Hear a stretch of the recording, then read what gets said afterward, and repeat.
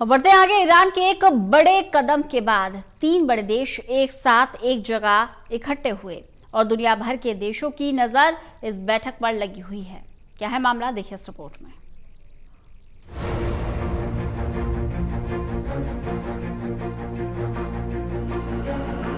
ऐसे मौके कम ही आते हैं जब बड़े देश एक साथ एक जगह किसी मुद्दे पर साथ बैठकर बात करें। कम घटने वाली ये घटना अभी घट रही है और अमेरिका और यूरोप के 3 बड़े देश ब्रिटेन, फ्रांस और जर्मनी एक साथ पेरिस में बैठक कर रहे हैं, जिस पर दुनिया भर की नजरें जमी हैं। दरअसल ईरान के साथ हुए परमाणु समझौते को फिर से बहाल करने को लेकर ये तीनों बड़े देश पेरिस में मुलाकात कर रहे हैं। अमेरिका के पूर्व राष्ट्रपति बराक ओबामा के समय हुए समझौते को फिर से बहाल करने की कोशिश ऐसे समय हो रही है जब ईरान ने अपनी ओर से समझौते की शर्तों को खत्म करने की चेतावनी जारी कर दी है। ईरान की ये डेडलाइन अगले हफ्ते 23 फरवरी को खत्म हो रही है। इस समझौते को ट्रंप प्रशासन ने समाप्त कर दिया था और ईरान पर फिर से भारी आर्थिक पाबंदियां लगा दी थी, जिसकी वजह से भारत जैसे मुल्क भी ईरान से कच्चे तेल का व्यापार नहीं कर पा रहे हैं।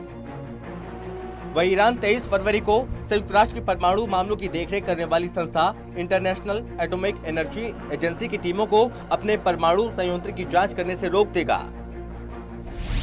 इससे पहले ईरान ने 2015 में किए गए परमाणु समझौतों की एक और शर्त को किनारे करते हुए यूरेनियम के संवर्धन के ग्रेड को बढ़ा दिया था। पहले ईरान ने यूरेनियम संवर्धन के ग्रेड को बढ़ाकर 20% कर दिया था, जबकि इसकी सीमा समझौते के मुताबिक 3.67% तय की गई थी। हालांकि विशेषज्ञों का कहना है कि परमाणु हथियार के लिए ग्रेड को 90% तक ले जाना जरूरी है। हाल ही में टेलीविजन पर दिखाए गए एक भाषण में ईरान के सुप्रीम लीडर अली खेमनेई कहते दिख रहे हैं कि हमने दूसरे पक्ष से बहुत सारी अच्छी बातें सुनी हैं, लेकिन उन लोगों ने जो किया है वो उसके विपरीत था। खेमनेई ने कहा कि सिर्फ शब्दों और वायदों का कोई हासिल नहीं है, हम चाहते हैं वो अपने शब्दों को अमल में लाएं। दरअसल डोनाल्ड ट्रंप के सत्ता से जाने के बाद भी हाल के दिनों में अमेरिकी प्रशासन और ईरान के बीच पहले आप जैसी स्थिति बन रही है। जहां अमेरिका कहता रहा है कि ईरान पहले समझौते को फिर से लागू करने की शुरुआत करे, वहीं ईरान ने अपने कदमों और शब्दों से स्पष्ट कर दिया पहले अमेरिका से पहल की उम्मीद रखता है। इस पर अमेरिकी विदेश मंत्रालय के प्रवक्ता नेड प्राइस का कहना है कि सबसे अच्छी खबर ये है कदमों को वापस लिया जा सकता है और बातचीत का रास्ता तो खुला ही है। हमने और हमारे मित्रों ने भी इस बात को दोहराया कि ईरान इन कदमों को वापस ले और कोई ऐसा काम न करे जो IAEA को दिए गए आश्वासन पर असर डाले, जिस पर सारी दुनिया भरोसा कर रही है। Go beyond what the JCPOA allows in terms of limits on its nuclear programs. The good news, of course, is that all of these steps are reversible and the path for diplomacy remains open. And I would say that as we and our partners have underscored.